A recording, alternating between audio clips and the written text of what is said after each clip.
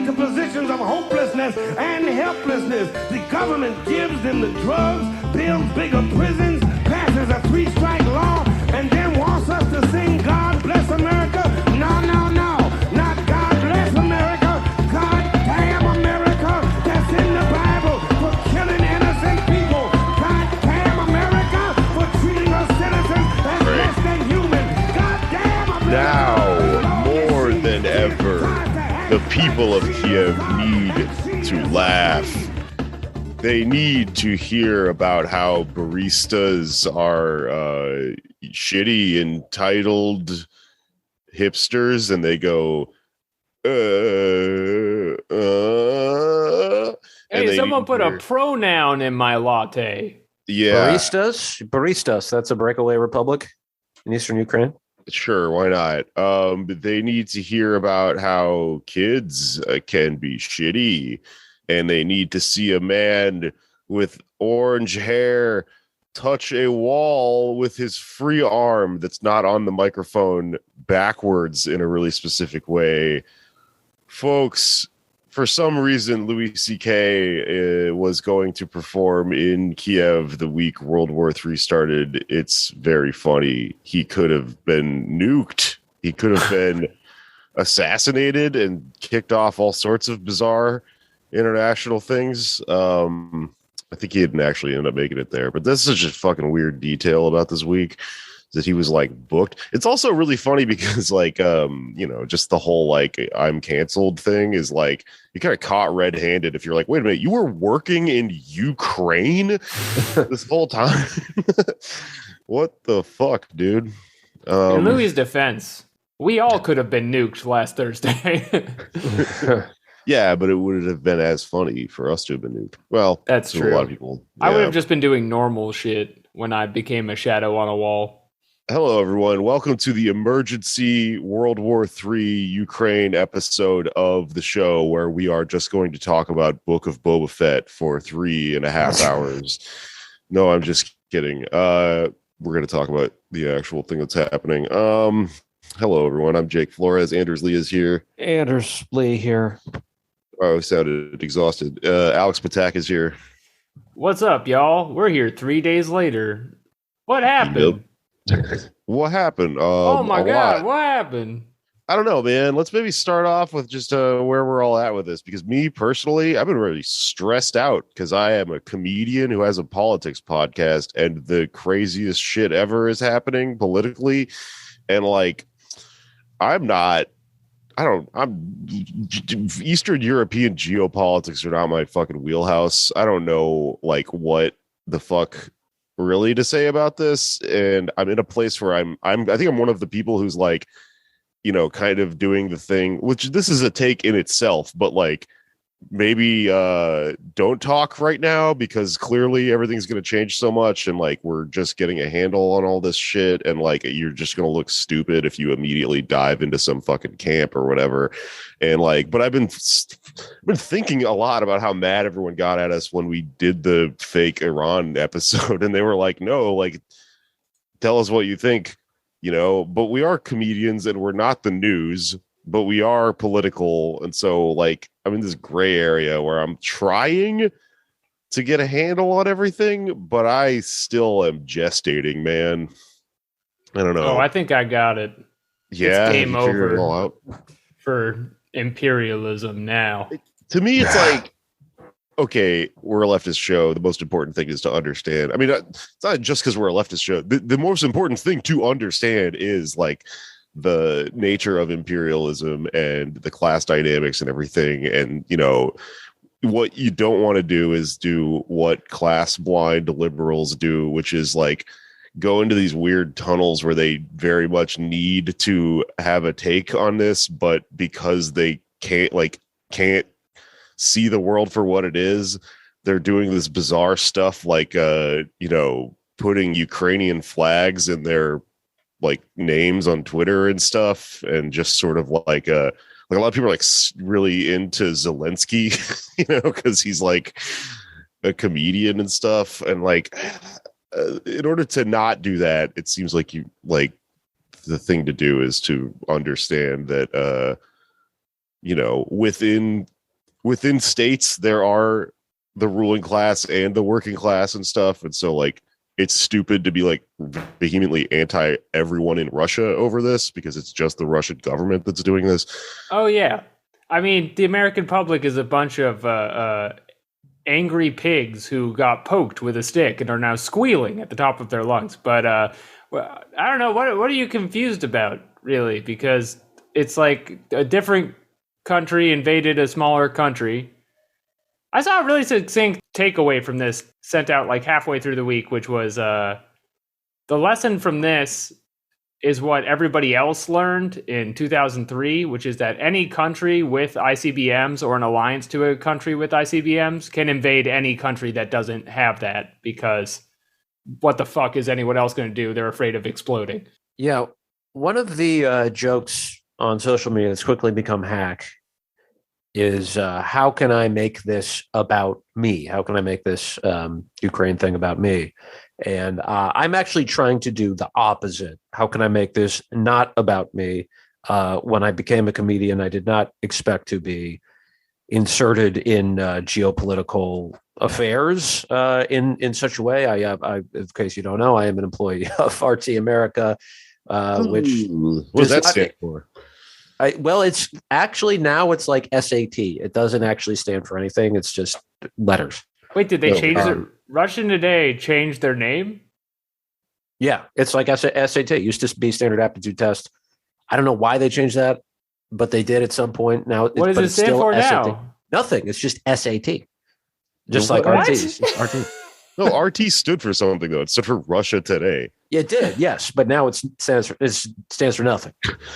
This can't be Like me. correct. This can't be true.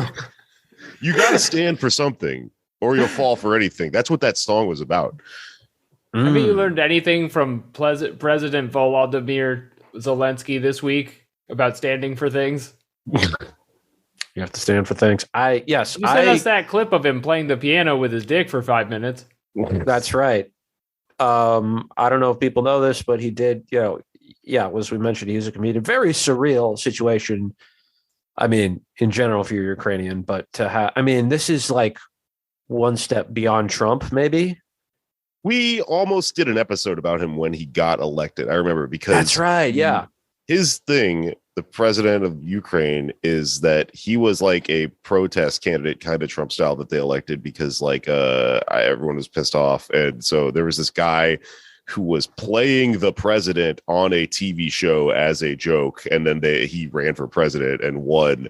So the fake, it's like Leslie Knope or whatever, like became her actual job in real life. Like he became the real president. But we ended up not doing it. I remember because it was like, we were like, this will probably never come up again. And we probably should have done it. Not that it maybe really matters. Yeah. I have nothing but sympathy for him. I think, yes, it is a bad situation on all sides for everybody, really. Right now, a lot of liberals are trying to make this you're for or against Putin, right? And that's, do you support Putin? Do you not support Putin? Good vibes right now. Can I just say that? It just feels good. I will say that is a completely legitimate question to ask me. I'll be straightforward. You can ask me that question. I'm serious. Like, that's a totally valid question. I would never ask you that. You can, because you're my best friend. Oh, thank you. Likewise. But you can ask me that, and I will tell you. And as I am free to do, I am not censored. I am not under any obligation to spin anything about Putin. I say exactly what I think, and my commentary, my work is not edited or censored. I don't support Putin. I think he's an autocrat, and I don't support this invasion. It feels awful. I'll be honest. It feels bad. Yeah. It threatens world security. Right. Not to mention all those people who live in Ukraine. Yes. Especially them. They're having a tough one. Right. And it's, and I don't see anything wrong with taking their side and taking the side of, or, supporting and expressing solidarity with them, or especially Russian protesters. Which it's illegal to protest over there, right? Like, Aren't all those people being like thrown in jail? I'm sure some of them are. It's like a gray area where they still have like elected officials in some capacity. There are members of the Duma, right, who are against the war. Or there's one guy who's kind of doing the John Kerry thing where he's like, well, I actually did vote for the, resolution before I voted against it. He's like backtracking, doesn't think it was a good idea. I didn't think it would happen. As none of us did either, right? We will probably end up on a supercut of leftist podcasts who in the past couple of weeks have been saying this isn't going to happen. This is this ridiculous idea that Putin would invade Kiev is insane. All that stuff, right? Well, it's a bad idea. Right. It's a bad idea. And no one thought it would happen because, look, we have an echo chamber too, right? Everybody has their own echo chamber. Ours is, I think, the best. And this is one thing where, in here, folks, it rocks. Right. And let's be clear, the intelligence community was perhaps, well, they were probably right about this. Who knows what actual intel they were operating on? But this is 1 point on the board for truth and accuracy in reporting that goes from mainstream media as well, against like hundreds, if not more, of just distortions, lies about, things to justify American imperialism. Crying wolf situation where the reason I did not believe you is because you're constantly lying about this exact thing. Right. And who knows if they actually, what they actually knew, and maybe they had weak intelligence and it turned out to be true. You're talking about the Americans? Yeah.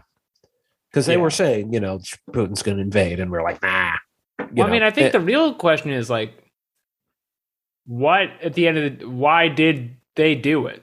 Like, it does not really behoove Russia in a near future to invade Ukraine. They're going to get, first of all, you risk starting World War III, which I think upset some people this week. I did not sleep very well on Wednesday, for example. That's a real risk. If you avoid that, hopefully we've done by this point, your country's going to be fucking hit by economic sanctions from every country that you trade with in the world because you look like a huge asshole. That's happening. The only takeaway I've gotten from this is that Putin wanted essentially to send a message that you just can't tell him what to do. And he sent that at the cost of thousands of lives. So hopefully it won't be thousands of lives, but it very well could be, and right now World War III sounds not like it's going to happen, but neither did this. So the prediction game is out the window at this point. I think if you want to understand Putin's rationale, there is a real politique at play. It's, there's no justification for it, but if you want to understand it on a strategic level, there's this analysis by Rob Lee, no relation, who's like a U.S. military guy, not is, an American and all that stuff, but he really takes a sort of realist look, like John Mearsheimer has done, at the situation and what the rationale is here, why he would do this. And the thing that I find to be really disturbing is, when I was saying earlier, ask me all you want. You can press me on my relationship with the Russian government, which sounds absurd to say as a professional clown. But there are people getting dragged through the mud who have no relation to Russia, who have simply provided context. People who denounce Putin, denounce the invasion, and they add, how did this happen? Well, let's look at NATO. Let's look at the history here. Let's look at 2014. Let's look at the U.S. funding Nazi battalions in eastern Ukraine. And they are called Putinites and Putin apologists, even after denouncing him. And that really, I think, is the most disturbing, one of the most disturbing parts of this as an American, that because this is no different. Liberals are doing it and many of them were doing this, 18 years ago or whenever it was during Iraq. But there were a lot of people in America who were not in favor of the Iraq War, and they were asked the same thing: do you support Saddam Hussein?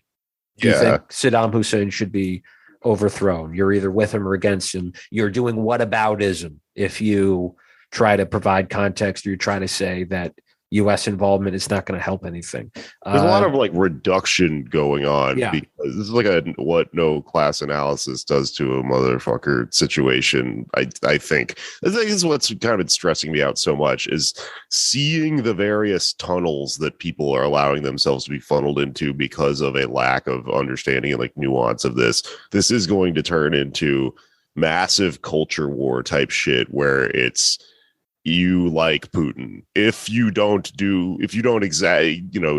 agree with me on this exact line about whatever, then you must, be pro this or whatever. Yeah. If you so much as mention NATO, you're apologizing for Putin. This is from people who started paying attention to this 2 weeks ago.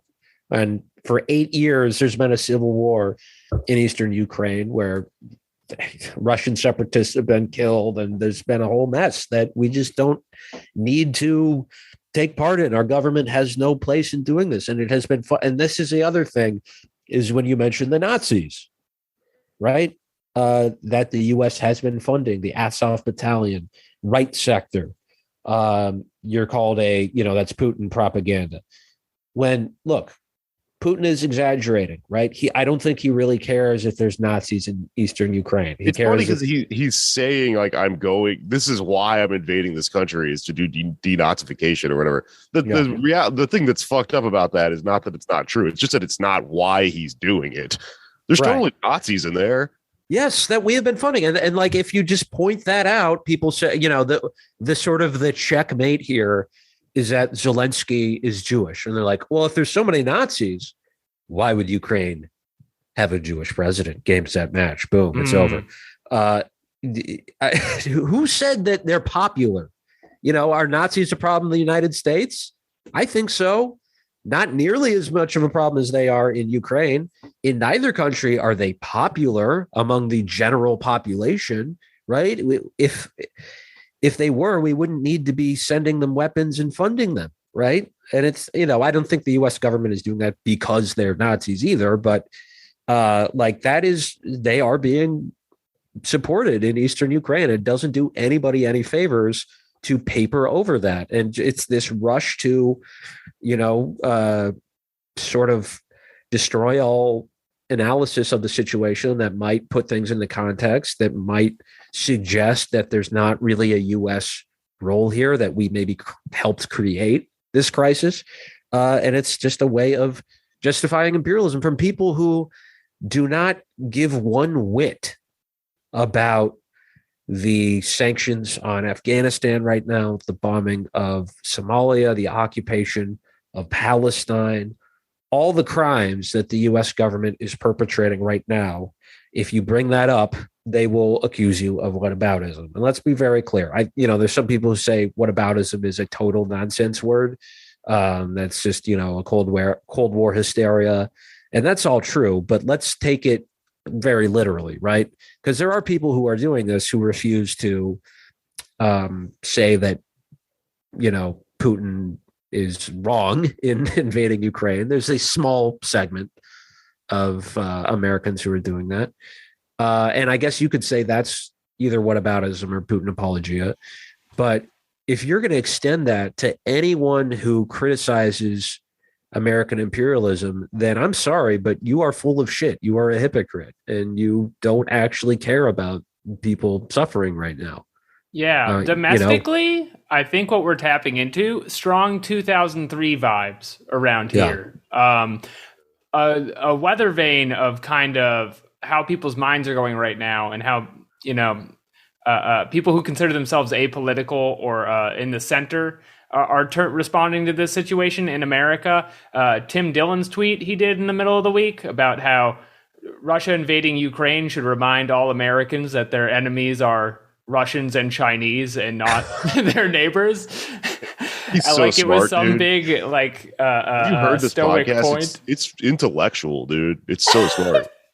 It's so dangerous. It's really bad. One of the most confused human beings on political issues in like it's amazing. And it's I've heard him genuinely say, well, I think it's good for comedians to not have consistent opinions.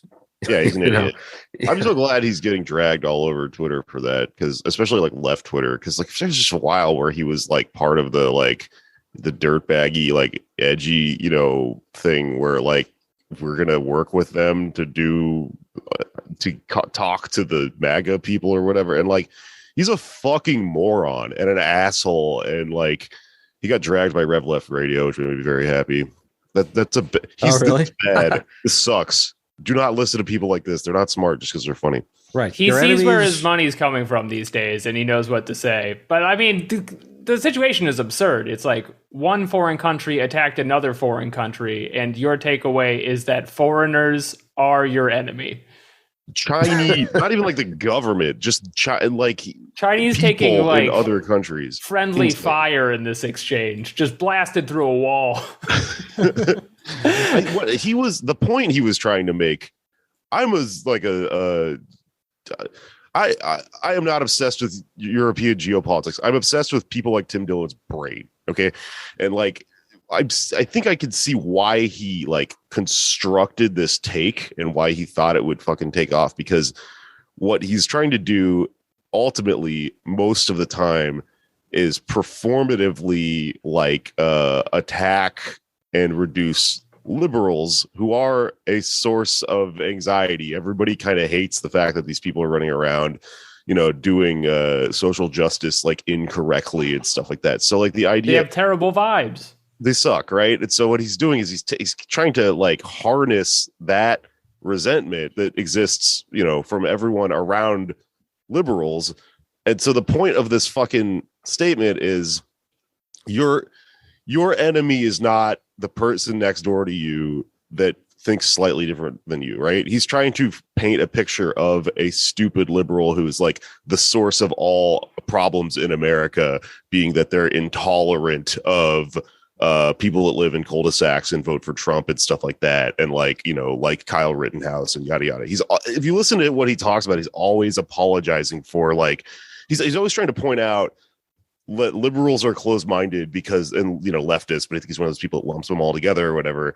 People are closed-minded in that they talk as if everyone hates Kyle Rittenhouse, but you have to understand, like, your average person thinks that was probably a pretty good idea. So he's sort of like portraying himself as if he's meeting people where they're at, but then his conclusion is like that the real enemy is Chinese people, There are so many of them.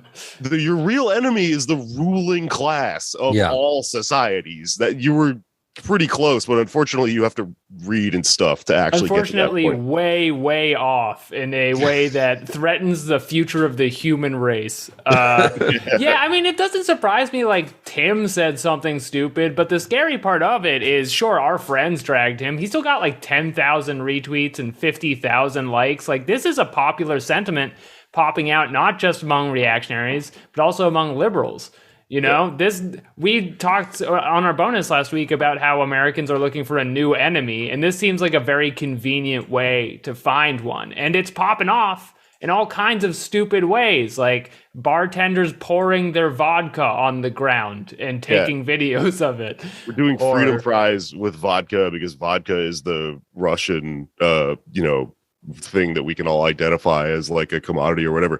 Dude, Greg Abbott, the guy who wrote the horrible, the anti-trans bill that happened the other day, he tweeted like that he's like encouraging everyone in Texas to fucking restock without Russian vodka or some shit like that. He's part of it. This is a huge win for RUM and the RUM community. Oh, hell yeah. The 21st century is pirate pilled. Yeah. Well, you wait till we go to war and somehow the enemy is the president of Jamaica. And then you won't be drinking Goslings in your dark and stormies. Let me tell you that much. They're bombing Tortuga right now. It's good for rum. It's good for gin, which famously is people don't understand how to drink it in the States. You know, How are you supposed to drink it? well, it makes good cocktails. And it's all right in one-in-ones. They're not Well, supposed it's to do very shots. Anglo, though. I don't want to support. I don't think they should end up positively from this exchange.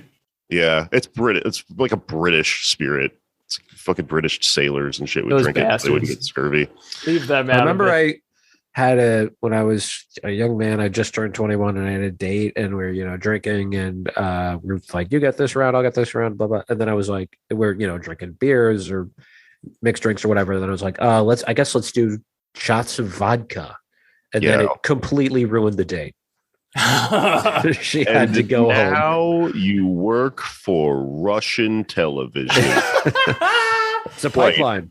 Answer me this, Anders. Do you disavow Vladimir Putin and all of his works?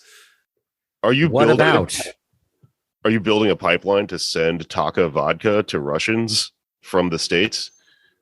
I guess Taco Bell vodka. I guess so. Taka vodka. Taka vodka. It's a brand of shitty vodka. If you were 16, you would know more about vodka. Yeah. It's the national spirit of 16. 99 bananas was the first thing I got drunk off. Is that vodka? Good Lord. Is that a rum? What is that? I don't think I've ever it's heard a of that. flavored rum. Okay.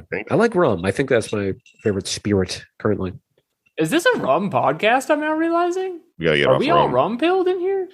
Let's talk about some of the bizarre side effects of all of this stuff being expressed through internet culture.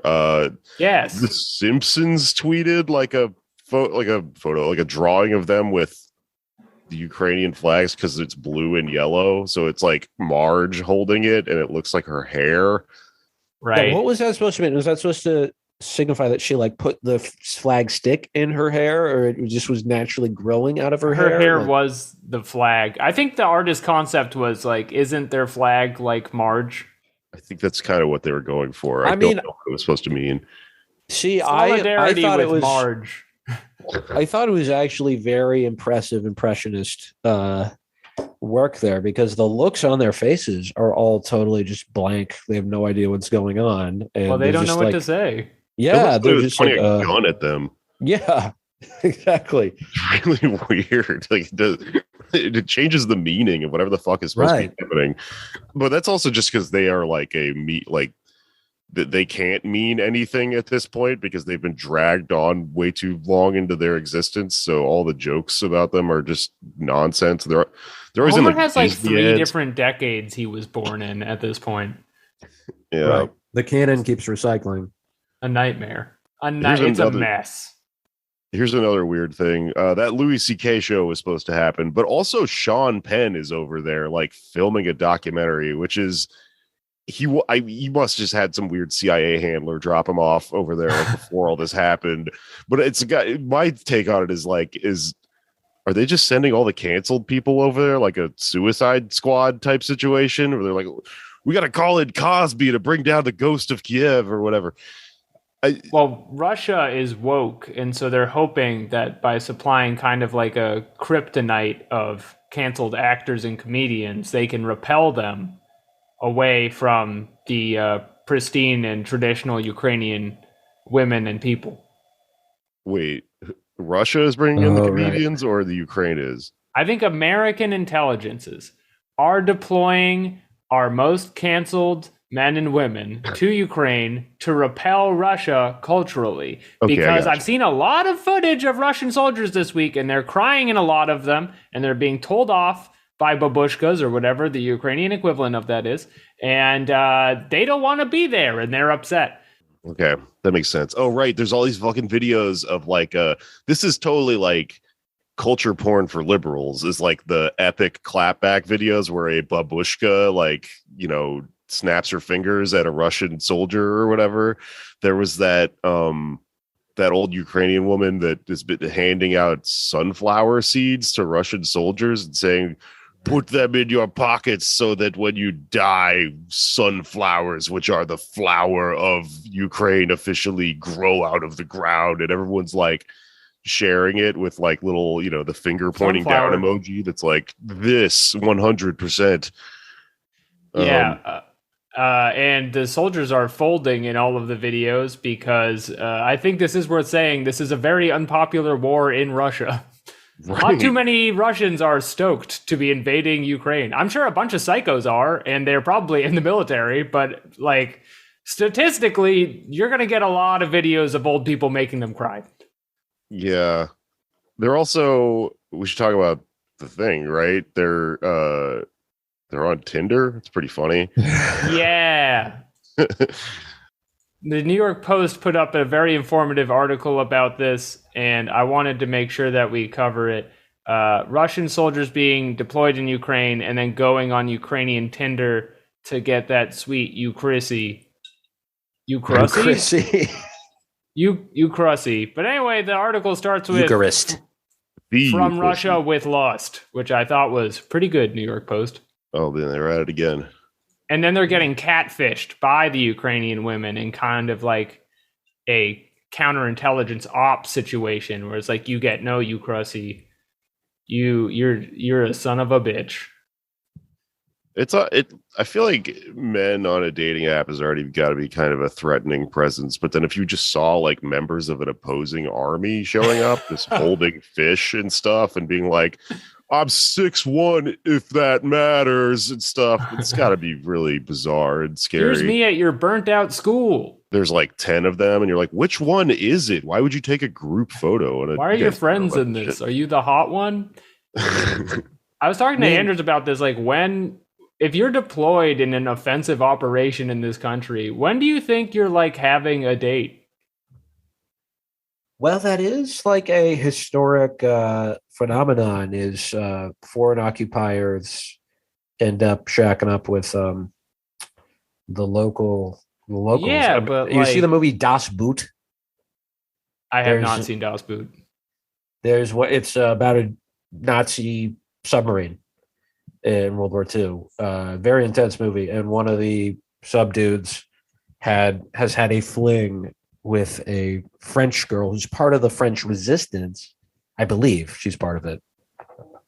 But she gets pregnant and there's like a dilemma about she could be executed because she had her kid with the German. Bro, I know about like soldiers impregnating the people they're invading, but to like formalize it on an app seems well, that's what they think is going to happen. You know, I think this is the same exact thing that soldiers probably have wanted to do in every other war, right? Where it's like, okay, I'm either going to die or we're going to end up occupying this place.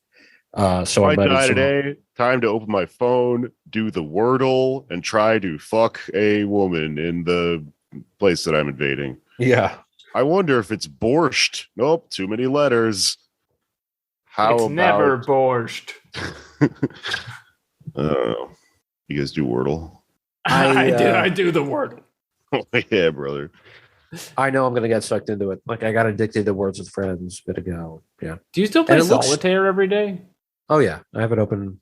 Well, no, I don't have it open right now. That's actually impressive that I don't have it open at this moment. Although it's because it changed the format without. I accidentally did that, and I can't change it back, and so I haven't been playing it as much. The format of Solitaire? Retroactively help me understand something. Have you been playing Solitaire every time we've recorded over Zoom since 2020?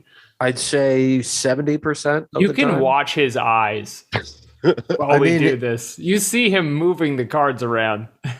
Incredible. Yeah, and the incredible thing too is I'm not even good at it.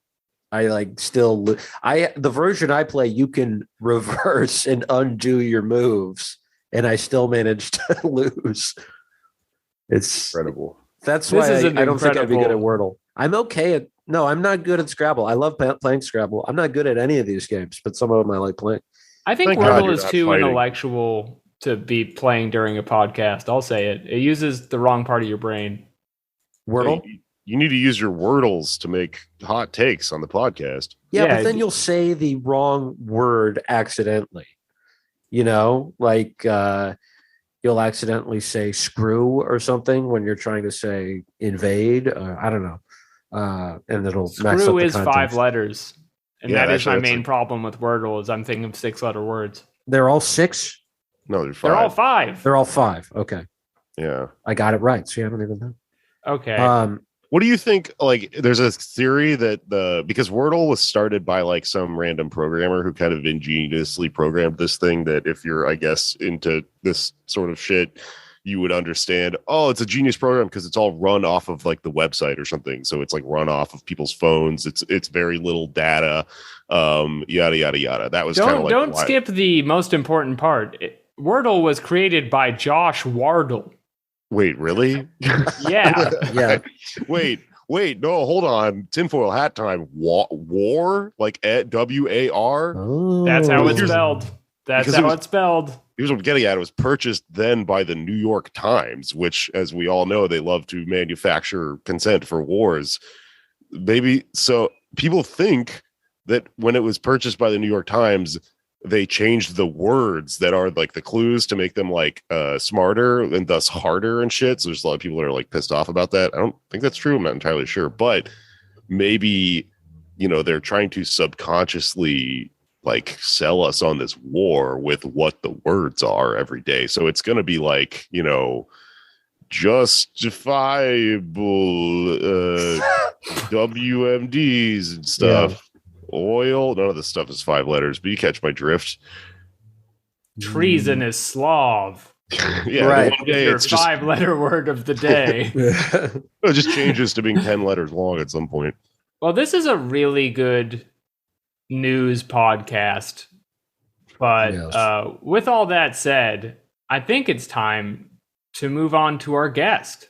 Oh yeah, that's right. There's so many different angles to take on this current situation. So many, different phenomena stemming from it. So many. Africa is now, or will be soon, probably experiencing rising food prices because of this. The world is an interconnected place, I tell you. But one aspect that we think is extremely important is the biggie, energy, which has a lot to do with the current crisis in Ukraine. Let's go to the tape. We are now joined by Kate Aronoff. She's a staff writer at The New Republic, also known as New Republic, as well as the author of a great book called Overheated. Kate, thank you for joining us. Thanks for having me. So Kate, what do you think about adding "the" to New Republic? I, as a staff writer, take a sort of backseat to the high-level administrative decisions. So I'll leave that to my overlords. Okay, because just saying, it seems like a bit of an inconsistency here. We got TNR, which is often the acronym used to describe it, but the website is just newrepublic.com. There's no the. Maybe someone took that domain back in the day. Andrew Sullivan coveted it. It's a Ukraine versus the Ukraine situation. Also very confusing. Yeah. Yeah. Yes. Well, there's no time for that. In a way, Ukraine is a new republic of its own. That's a really good point. Let's see if I can segue into the question from that. But it has been a new republic for a while. But you know what else is an old republic, not so old, is Russia. And they have had this pipeline situation, Nord Stream, and they're in the process. Well, why don't we start by explaining what is Nord Stream? Because we got 2 of them, right? We got Nord Stream 1 and Nord Stream 2. Neither of them are any good. Why don't you take us through the Nord Stream situation? Sure. And I will preface all of my answers here just by saying I am not a regional expert on Russia, Ukraine, the Baltic states. This is not, I cover energy and climate, and that's the sort of place where I come at this out. But I do think a lot about pipelines and oil and gas and things like that. So that will be my blanket preface before we start.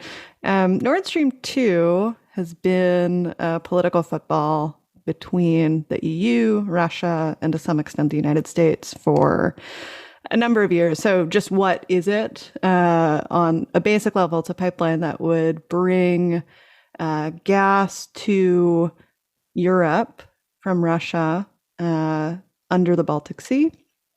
and it would roughly double the amount of gas currently flowing to Europe from Russia. So a lot of that currently is through existing pipeline infrastructure, including Nord Stream 1, and the addition of Nord Stream 2, which is built but not yet operational, would expand that by 55 billion cubic tons per year, which is quite a lot. That's a lot. And there's been various sorts of opposition to it. So on the one hand, climate organizers and environmentalists have raised a lot of objections in the ways people might be familiar with from sort of anti-pipeline protests here over the potential that pipelines have to leak, as they often do, over its implications for carbon dioxide emissions, for methane emissions, which are really, really considerable. And that is one sort of node of the opposition to Nord Stream 2. The other has been very different from the likes of people like Ted Cruz.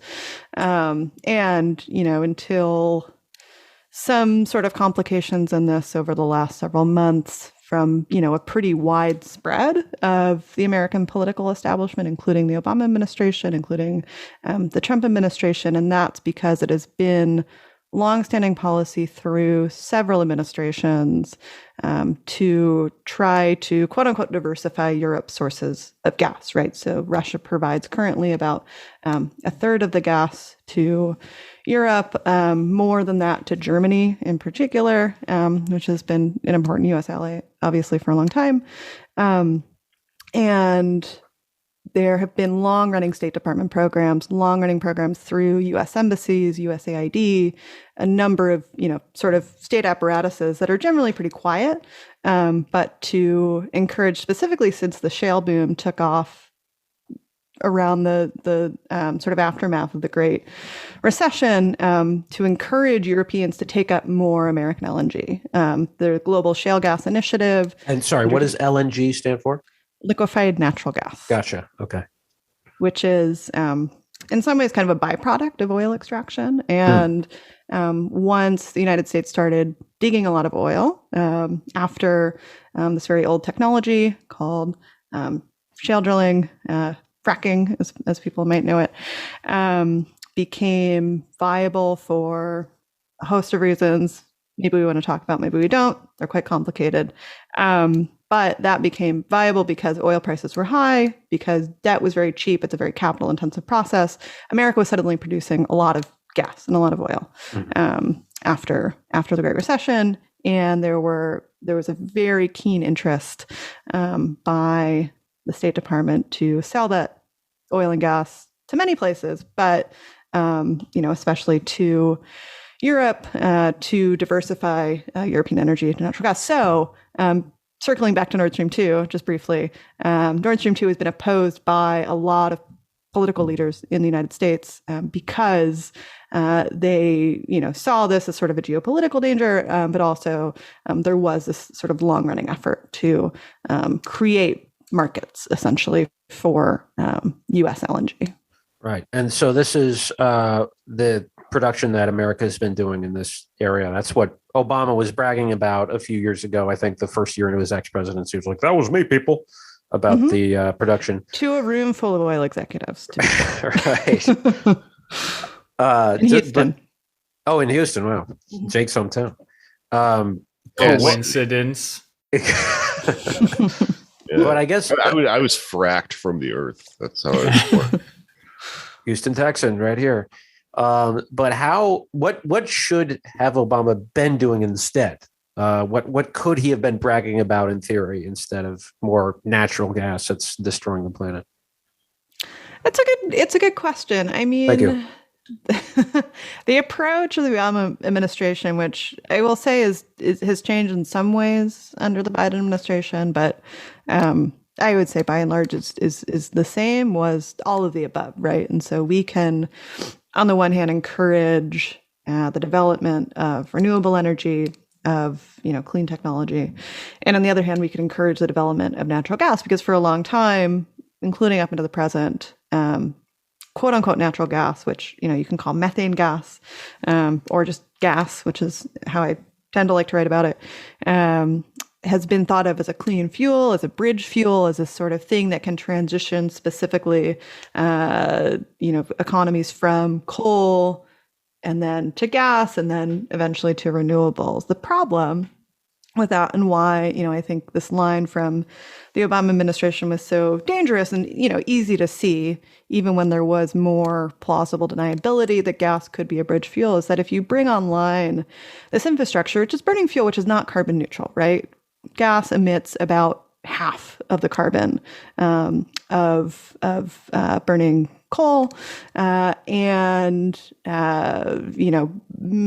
a lot of methane emissions, right, which are sort of ubiquitous to the process. There's this effort to say that it's just leaks, but there was a study this week from the International Energy Agency finding that methane emissions, which are about 80 times more potent than carbon as a greenhouse gas over the short term, that they've been underreported by about 70%.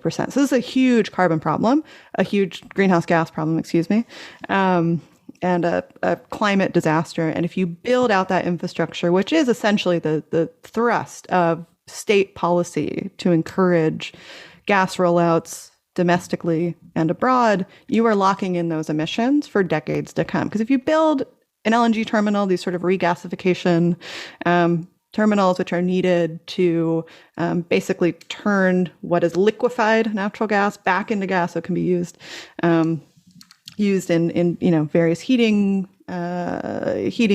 uses and things like that. Those will just stay online for as long as those companies want to maintain them. And so even if there was some plausible argument to be made that gas was a bridge fuel, that it was cleaner than coal, locking those in for decades, which is just how energy infrastructure works, is really unconscionable. And what could Obama have done better? Right? There was a pretty light touch for the investments made in renewables and various sorts of electric vehicle technologies and things like that. And this really sort of aggressive push by the State Department, by these various arms of the U.S. government to encourage markets for gas with an enthusiasm that was not brought to bear onto much cleaner technologies. Right, and obviously this is not just the Obama administration or the U.S. government. This is the EU. This is Putin. This is everybody not really prioritizing, maybe arguably, the Chinas and Cubas of the world, but slowly, but hopefully, surely. But with this Nord Stream situation, you've written about alternatives that we could have been investing in on an international scale. Excuse me, instead of more gas. What could have been done in Europe specifically instead of Nord Stream Part 2? Yeah, I think asking what could have been done is the right question, because I love asking what could have been done, because it's incredibly, it's armchair policymaking. I love being an armchair quarterback for this stuff. It's very easy. So yeah, well, so what could have been done is the way to ask that question, because there aren't really any short-term fixes in one way or the other to what could be a potentially quite serious crisis facing Europe if indeed Putin does decide to turn off taps, which is a slightly complicated process.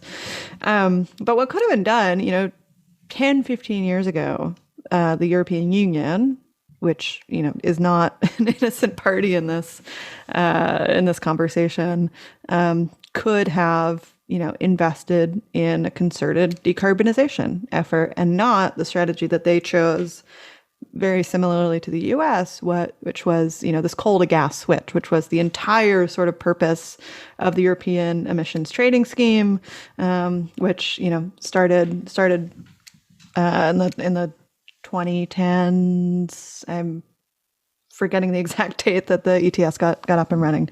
But, that was a big part of the goal of European climate policy for a long time, was to encourage a coal to gas switch. And what that has meant, right, is that they are using gas. A lot of that is now this geopolitical weapon, as fossil fuels have been historically. Right. Why is there a need for a bridge fuel? That seems like bizarre logic to me. Or is it just because there's not really that much renewable energy technology yet?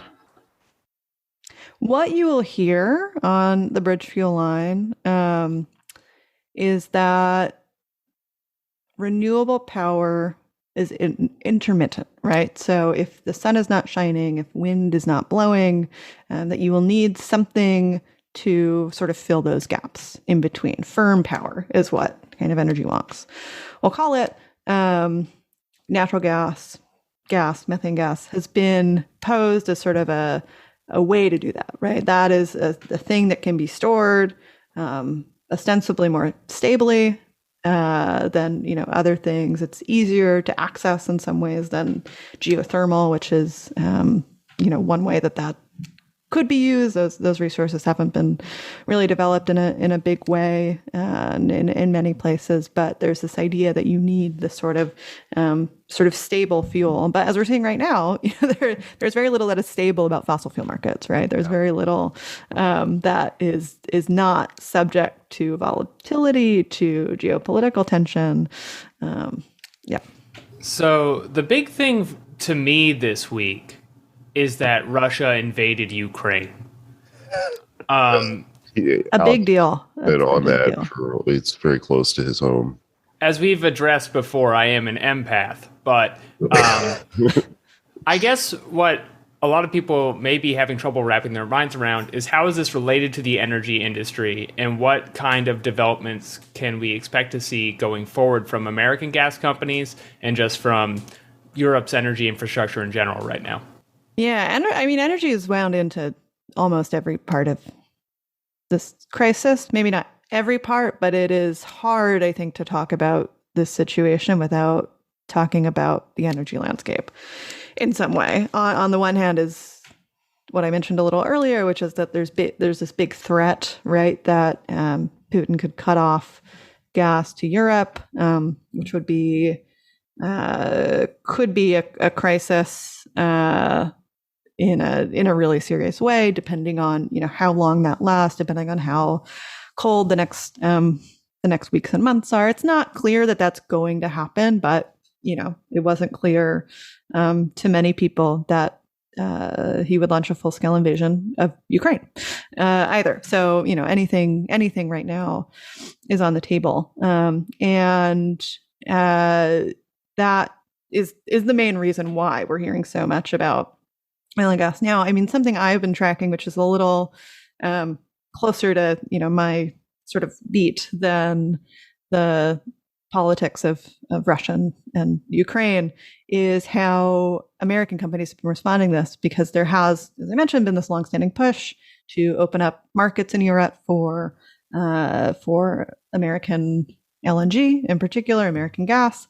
And so, pretty immediately after the invasion, and there had been rumblings of this in the weeks leading up to it, you see the likes of the American Petroleum Institute, the largest lobby for oil and gas companies in the United States, being almost triumphant about what they want, like 9 p.m., hours before the invasion begins, in the early hours of the morning EST. The American Petroleum Institute puts out this tweet thread of like its wish list, basically, for the Biden administration, arguing, that in order to protect energy security at home and abroad, you need to allow us to buy public land to frack on. That is, what they're arguing. So, it's not, I don't want to like fall into the sort of like bad left trope of like war for oil, because I don't think that is what's happening here. But there are companies which will make out very well if there's further disruption of European energy markets. When the economy is based on oil, the war's got to be for something, It's linked into everything by this point. It is not unrelated. It's definitely part of the how equation. Various players are responding to this. I read that piece you wrote in the New Republic, and it was very funny reading like the quotes from some of the executives who were saying, you know, they're sort of rattling off statistics about how great everything is going to be, and then every few lines inserting in a addendum to say, but we do have thoughts and prayers for the people. Obviously, very sad. Anyways, you know, it's going to be Our great. hearts are breaking, but these next 3 quarters are looking fantastic. So there's never been a better time to get on board. Yeah, And that call was literally hours after. I mean, this call had been scheduled for a long time, but this earnings call from Cheniere, I believe is how it's pronounced, the largest U.S. LNG exporter, and it's just, you know, ecstatic in the beginning. They're not talking about the crisis, you know, necessarily in the beginning, but one of the analysts from some bank or investment firm, you know, brings that up, and they say, "Oh, it's such a tragedy, but this looks very good for us," in so many words. Right. Some of them were like criticizing Biden for taking the U.S. out of Keystone on his first day in office, as if that would have like somehow prevented this or something like that. And you know, but obviously that's the Republican line, right? Is that right? Biden's green agenda, in quotes, showed weakness, like when a dog exposes its belly to the Russian bear, which then proved they could do this psychotic thing that kind of damages their economy right now. And it's not something that's like tied into the real world, but it is a line they're going to keep using. So it is worth mentioning. Yeah, the GOP line on this is the most unhinged, I think. In part, you know, because just like Keystone has nothing to do with this. Like, cannot emphasize enough just how little bearing that has either really on like the domestic situation here of fuel prices being higher, or like the United States' ability to export more gas to Europe, like really besides the point. And so you saw the GOP really trying to combine these two arguments that, you know, the Biden administration has held back our ability to produce, and that is keeping prices high at home and keeping us from doing our patriotic duty by selling very expensive gas to Europe. And it's just, I mean, the companies like high prices. That is, I think, the thing that is just lost on so many people, is that these companies like $100 per barrel oil because it makes fracking viable. Like, high prices are what makes fracking work. And that's, you know, some of that's most of the production that is happening here, and that's at play. Yeah, I mean, we could have blown up 6 more mountains. We're wasting our time over here. I do have a question about that, because a lot of people are talking about that since the invasion. You pointed out in your article, it's not just conservatives traditionally. You also have people like Matt Iglesias saying that there's never been a better time to kind of cut a deal with Republicans and start going overdrive into fracking so that we can send our gas to Europe. Would we even be able to possibly like send that amount of gas over to Europe? Like the amount that Russia would be cutting off hypothetically? No. There's problems on both ends of the spectrum. And I have been going out of my mind watching like Matt Iglesias, David Frum, just various sort of centrist pundits like put on their, smart energy analyst hat and pretend they know something about this. So the problems are on both ends, right? And so on the one hand, the United States is currently producing about at its limits that it can produce in terms of oil, about 12 million barrels per day, I believe is the figure. And just based on what infrastructure exists, that's about what we can make, right? That is about what the industry has the capacity to transport, to export. The ships, the terminals, which there are not that many, which liquefy the gas to put on tankers to go overseas, are about at capacity. And these companies just don't want to do it.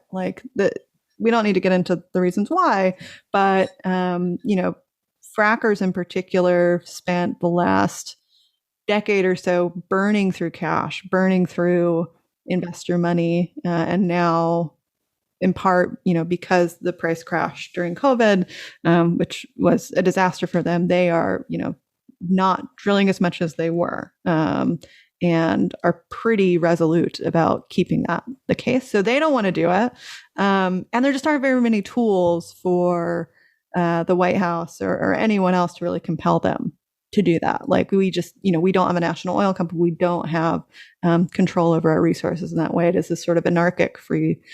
It's not a free market, but it's anarchic and is left up to private sector decision making to decide how much oil and gas is produced. So there's very little that could be done, and the United States is about at its limits for capacity on the European end. There is spare LNG capacity in Spain in particular. So there are these terminals which can accept gas from the United States or elsewhere, can regasify it, but they're not connected to the rest of the continent by and large. So there isn't like a pipeline infrastructure in place. And so there's not a good argument to be made at basically any point along that spectrum.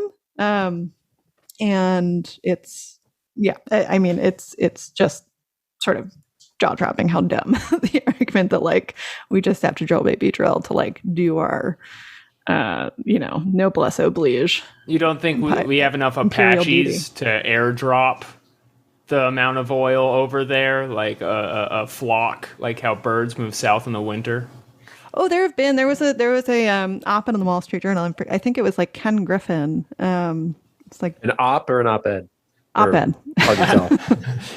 This is a tangent, but I'm now imagining how much fuel it would take for that many helicopters to carry that amount of oil. But back to the original idea. There was an op-ed in the Wall Street Journal comparing tankers from the U.S. going to Europe to the Berlin airdrop. Tankers being, undertaking a market transaction to sell very expensive gas to Europe. That is, us fighting. Wow. Okay, they did it in Vietnam, Operation Dumbo Drop. I guess this would be much, much heavier than that. But I'm curious. Dumb drop, more like. Yeah, folks. There you go. Folks, all right. Folks. But some people are starting to frame this as like underscores the need for energy independence, and there are some like environmentalists who are saying, when we're talking about green, decarbonizing the economy, that's because of that's important because we need to be energy independent in the United States. Do you think that is like the right framework to use on this? Because as we're seeing now, the world is so interconnected. The global economy is, every nation is interconnected, and this has to be fought. Climate change has to be fought on an international scale. Do you think that sort of quote unquote energy independence is, do you think it has political shrewdness or do you think it's like not really that useful in understanding how these systems work and should work?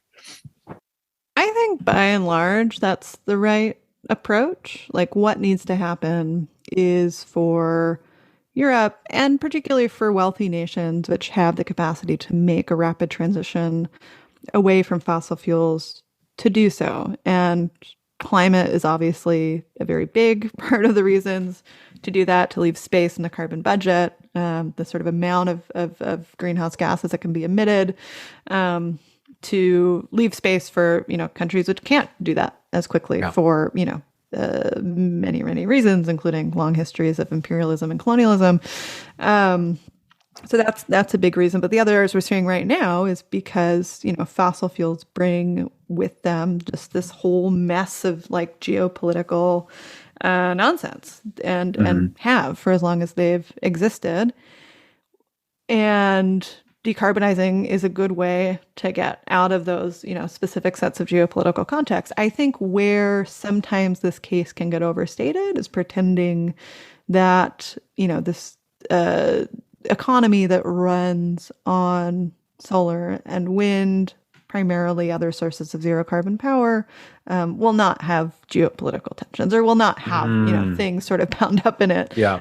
There are, the sort of extraction of minerals to consider, of things like lithium and cobalt, which are, needed for batteries in any kind of, low carbon economy, which are extracted under less than ideal conditions, are bound up in, not very savory supply chains, right? So you're not getting rid of the idea that energy is something that is vitally important to human civilization and will create, tensions within it. If Europe ran on wind and solar, primarily right now, it would be a much different situation vis-a-vis the war in Ukraine.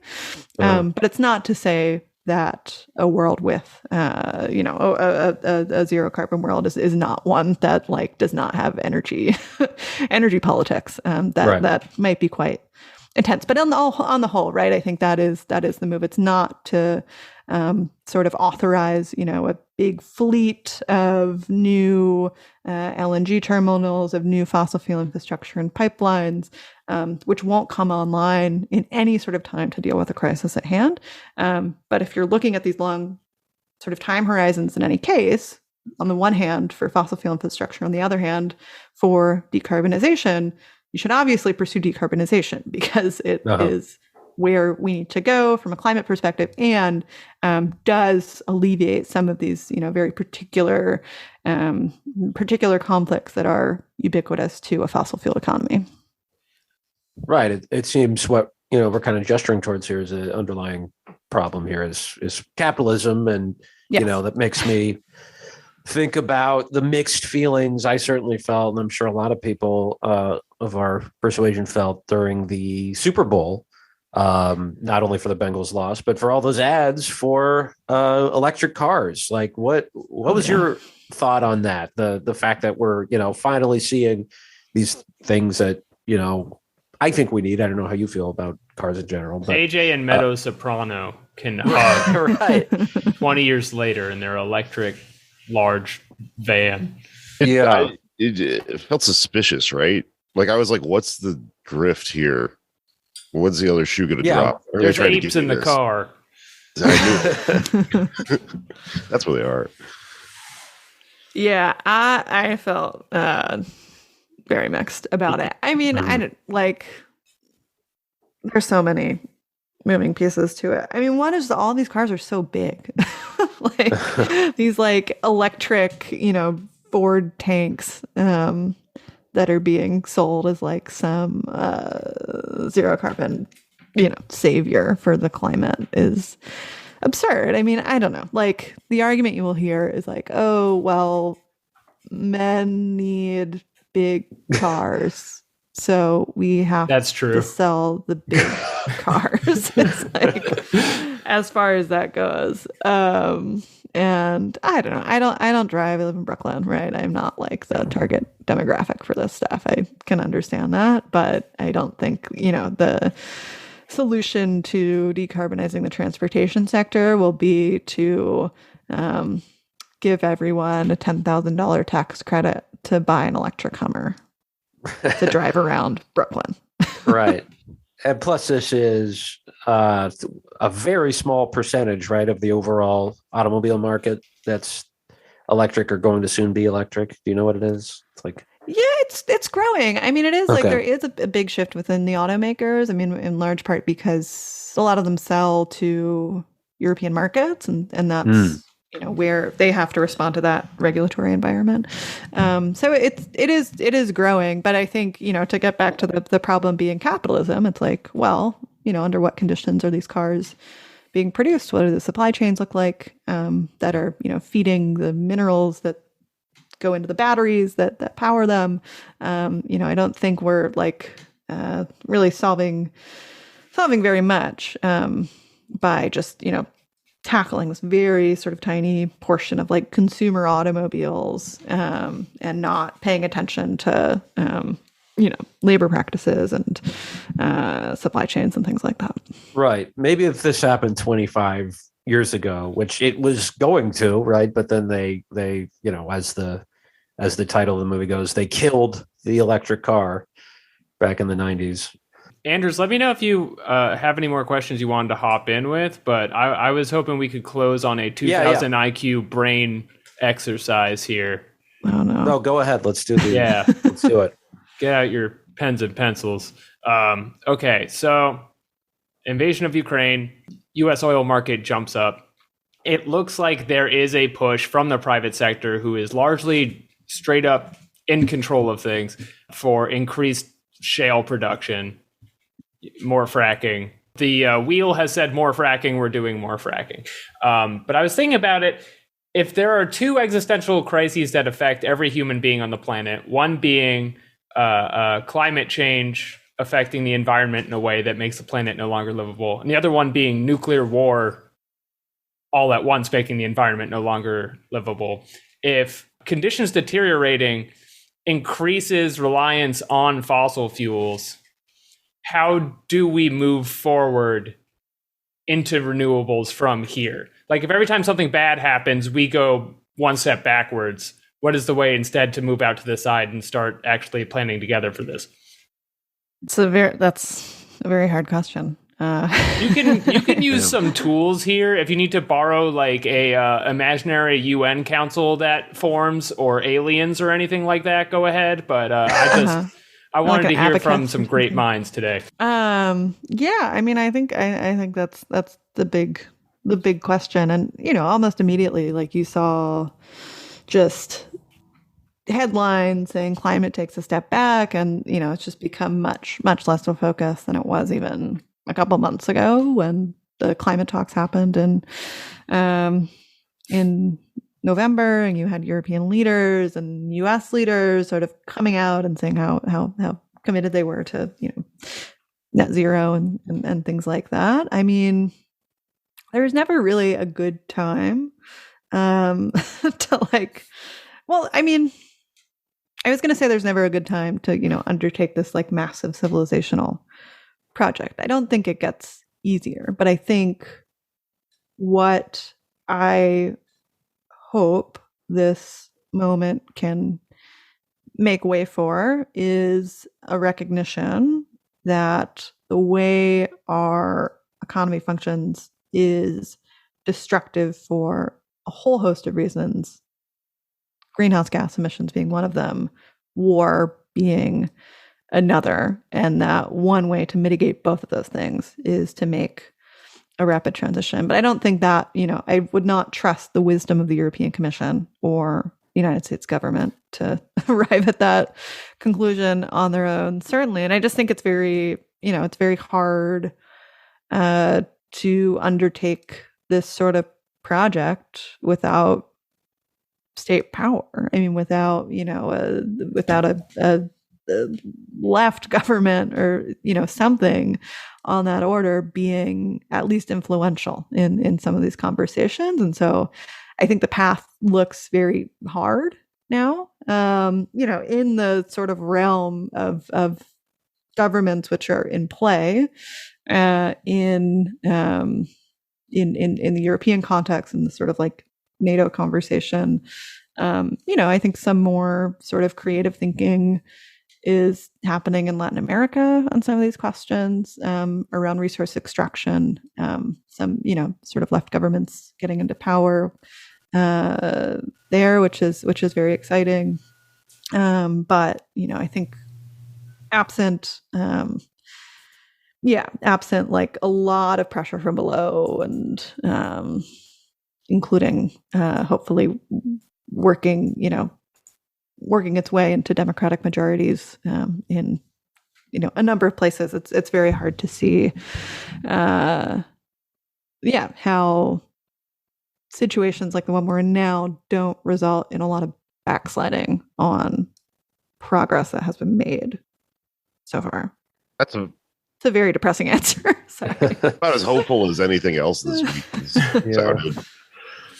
What I was going to say is one thing I always think is weird is how much you hear about how seriously the national security apparatus takes climate change, and they have out 1,000 circumstantial playthroughs where they know exactly what will happen at every step of the way based on how much warming occurs. And none of those organizations ever then suggest a decarbonization to mitigate those problems. It's always like, we attack Panama first. We get there so that the canal is ours. Where can we do training exercises where it's not 120 degrees outside, or like that? It's like, how do we protect our bases from sea level rise in 180 countries? We need the Boston Dynamics dog to float. Yeah. Remember when Elizabeth Warren was going to make a green military for us to use solar powered guns and stuff? It's a big push. And relevant to what we've been talking about, I think NATO is coming out with its climate plan sometime this summer, spring or summer. Ooh. So we have that to look forward to. Well, that's actually maybe a good question to sort of synthesize this in a way, because I remember that plan, and one of the rejoinders to it was like, if we just withdraw all these troops and bases, that would make a huge chunk. That would do it, a lot of good for the climate. To what extent would that help things if we just were to, wind down the empire? Yeah, I mean, I think that's the big thing that was certainly not addressed in that decarbonize the DoD plan that Warren put out. Right? Is that like the U.S. military is the largest institutional consumer of fossil fuels on Earth, I believe.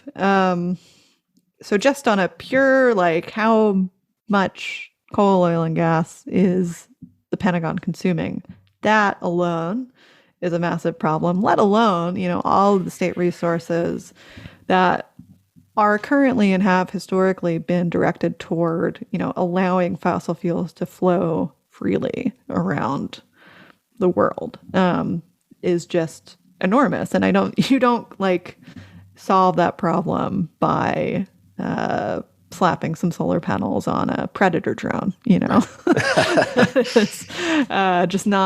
simply not the way to go.